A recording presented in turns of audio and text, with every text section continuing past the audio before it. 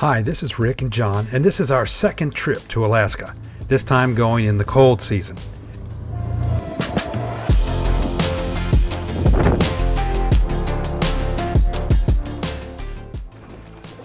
We think this time turned out to be the best time to visit Alaska and experience winter.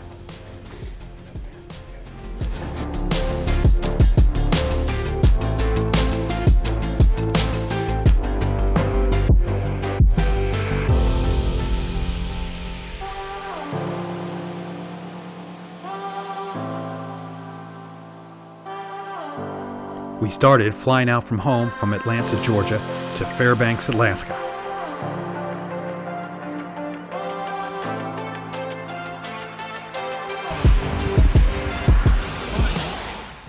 In Fairbanks, we stayed at Pikes. This would be our home base, returning here several times after traveling to other destinations.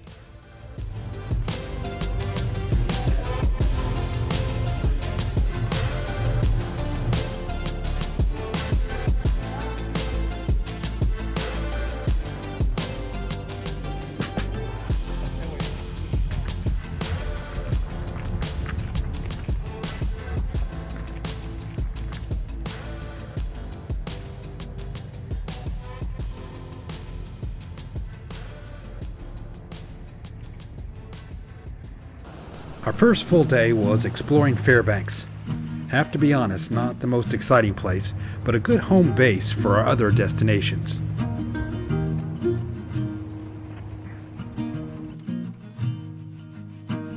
Our first destination, Borealis Basecamp, about 30 miles north of Fairbanks. It's a great opportunity for folks who want to come up to the lower 48 and live and work in Alaska.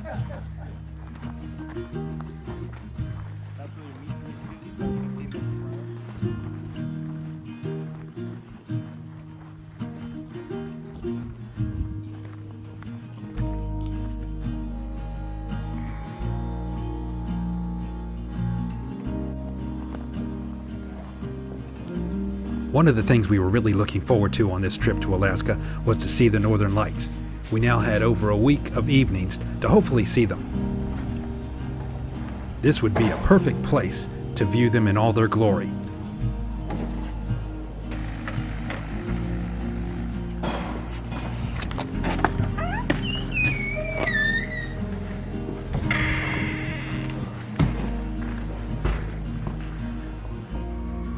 This was a perfect place to see the Northern Lights, as long as there wasn't cloud cover. A chime would sound at night to wake you up so that you could view the Northern Lights.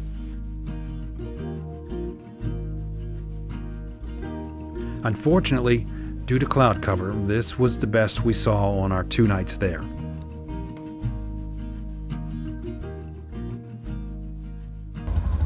Our first activity here, an ATV experience. Mr. Weaver, ready?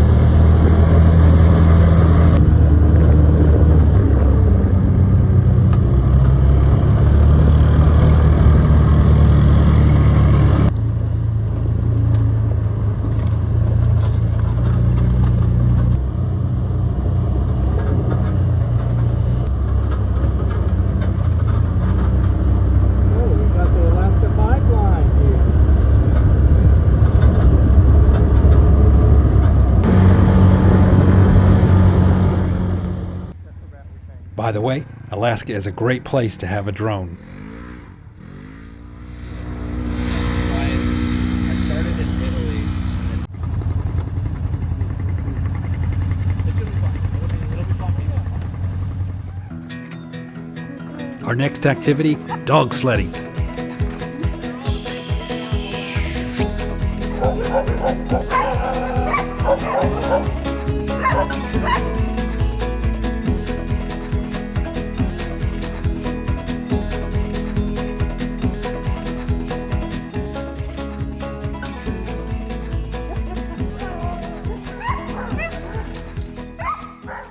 You could tell these dogs really loved their job. And Adam, their leader, you could tell he really loved those dogs.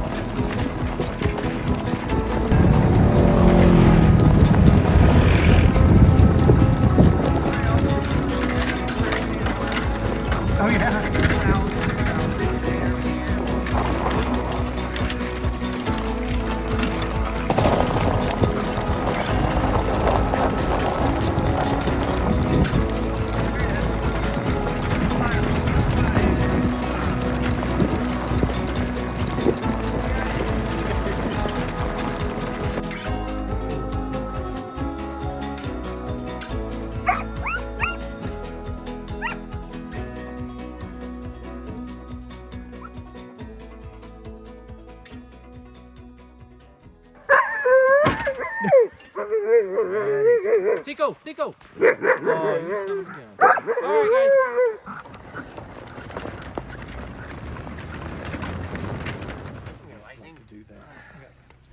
Have to give a shout out to Adam. He was the perfect teacher for our dog sledding adventure.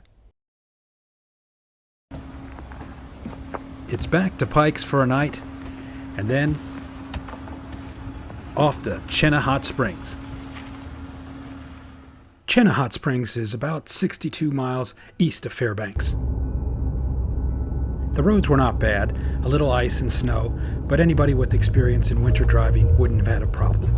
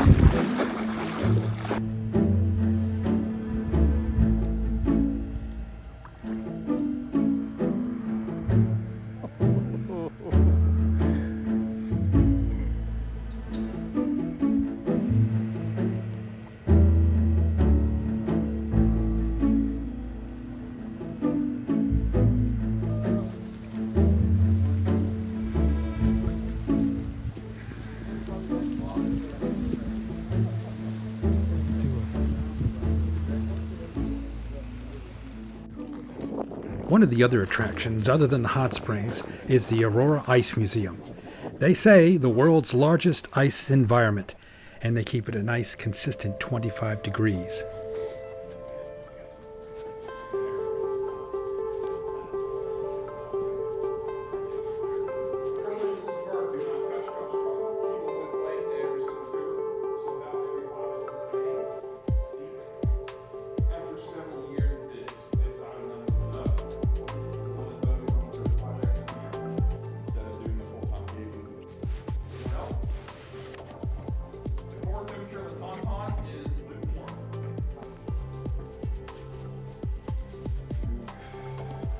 It doesn't have any desire to stay in. It's a bear. Polar bear. I see that.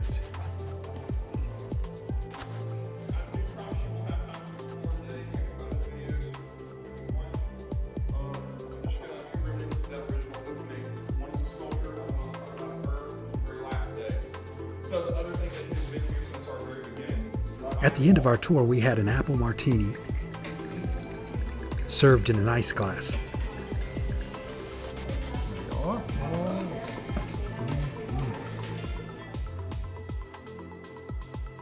Another night at Pike's and we were off to the Dalton Highway, on our way to the Arctic Circle and ultimately to Coldfoot, Alaska. This would be about a 250-mile drive. Those interested in driving the Dalton Highway should be prepared. This is the Ice Road Truckers Road. We had a four-wheel drive Jeep Cherokee with new snow tires. We took plenty of food and water with us in case of emergency, and also we rented a satellite phone for our entire trip.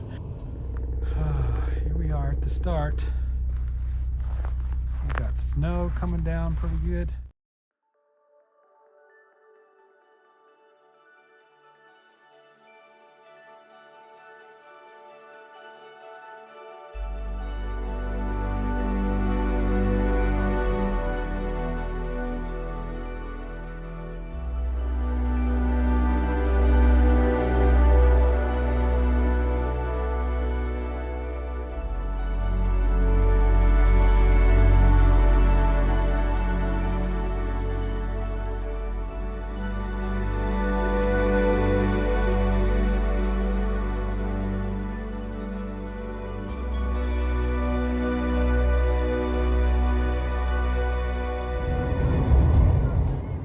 The next stop would be the Yukon River Camp on the Yukon River. This is the last and only place for gas until you get to Coldfoot. Meanwhile on the road, you want to give the trucks a wide berth. The road is actually smoother in the wintertime with a snow base. You don't have to deal with the mud and the dust. Just stay out of the truckers' way.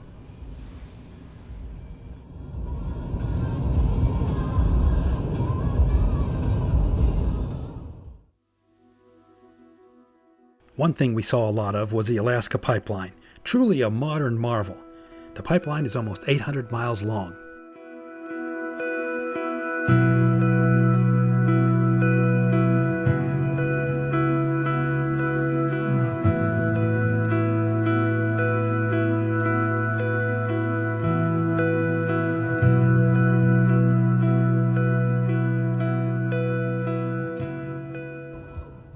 I found the gravel portions of the road were smoother and less slippery than the paved portions.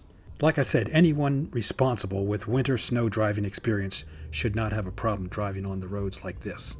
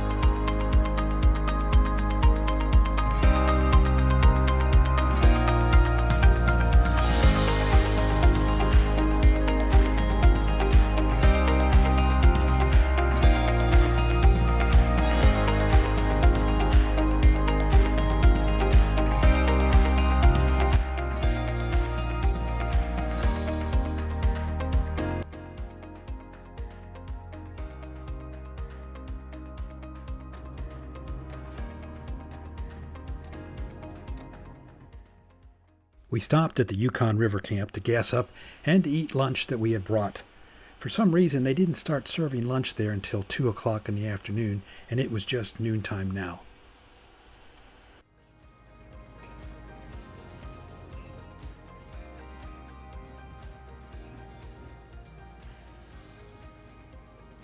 And then we were back on the road. The next stop, the Arctic Circle.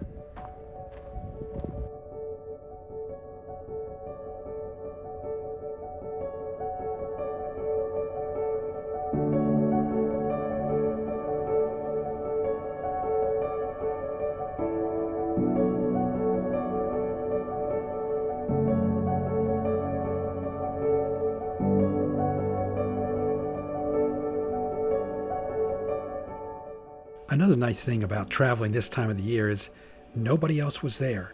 And while we were there at the Arctic Circle, we found the birds to be very friendly. They're ready to get some food from me. I think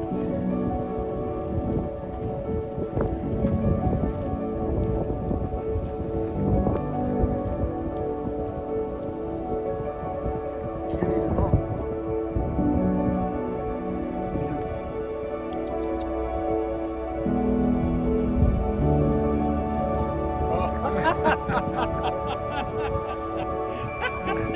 Big one.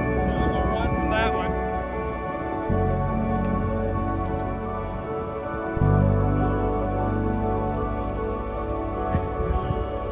Good.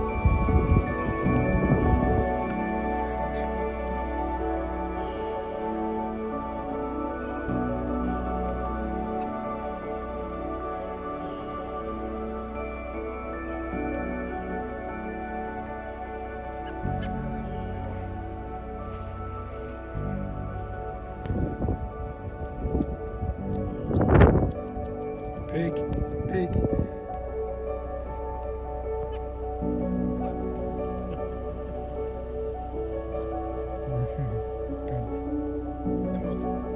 Get some more. Here she comes.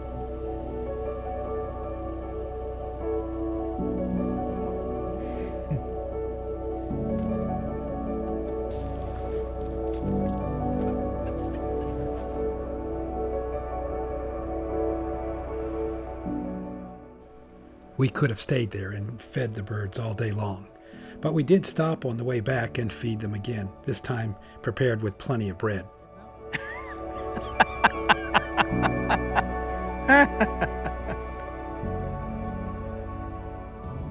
Back on the road again, another 60 miles to Coldfoot, Alaska.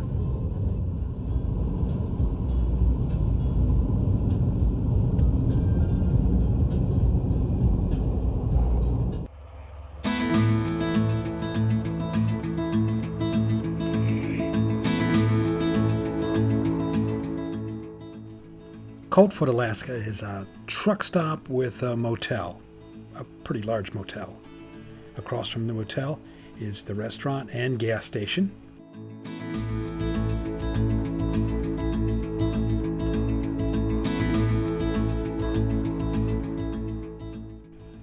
The people that worked here were all very friendly, very accommodating.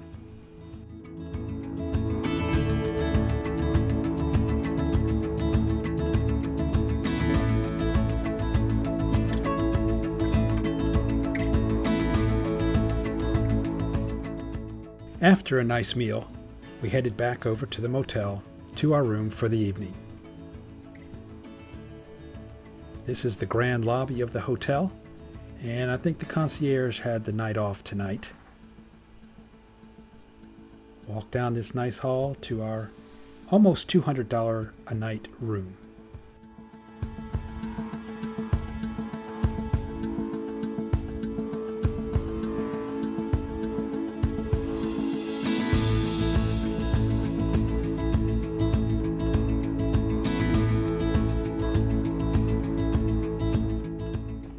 After a nice evening's rest, we headed back, on our way back south to Fairbanks.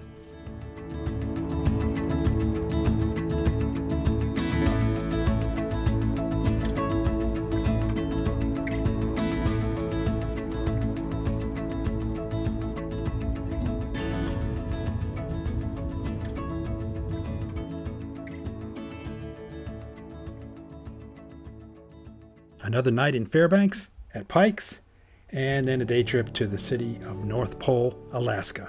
It's about a 20-minute drive from Fairbanks.